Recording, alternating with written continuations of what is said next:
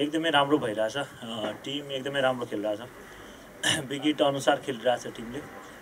त्यसको लागि अब प्लेअफसम्म पुग्नको लागि एकदमै ह्याट्रिक गऱ्यौँ, त्यो अरू टिमलाई पनि प्रेसर भइरहेछ।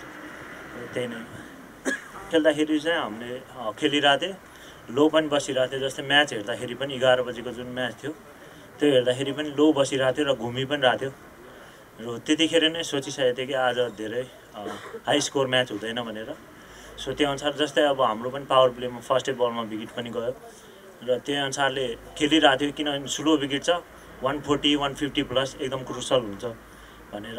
त्यही भएर त्यो अनुसारले खेलिरहेको थियो र अब एउटा दुईटा पार्टनरसिपले गर्दाखेरि त्यहाँ पुग्यो। एकदमै राम्रो। ब्याटिङ वाइज ठिकै भन्नु पर्यो, त्यस्तो अब राम्रो गर्न सकेनौँ।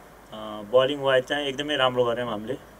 फिल्डिङमा चाहिँ अलि हेर एन्ड देयर भइहाल्यो। टिमले राम्रो खेलिरहेछ भनेपछि अभियसली क्याप्टेनको मनोबल पनि हाई हुन्छ र त्यही अनुसारले अब मैले पनि सपोर्ट गर्नुपर्छ हरेक एरियामा। अब जस्तो ब्याटिङमा भयो भने अब आफूले लिड गरिरहेछ र आफूले नखेल्यो भने टिमको मोरल डाउन हुन्छ। सो आफूले खेल्नै पर्यो। सो बलिङमा पनि त्यही सोचेर बलिङ गरिरहेको थिएँ। सुरुमा चाहिँ त्यस्तो खासै थिएन, त्यो अब अटोमेटिक आउने कुरा हो।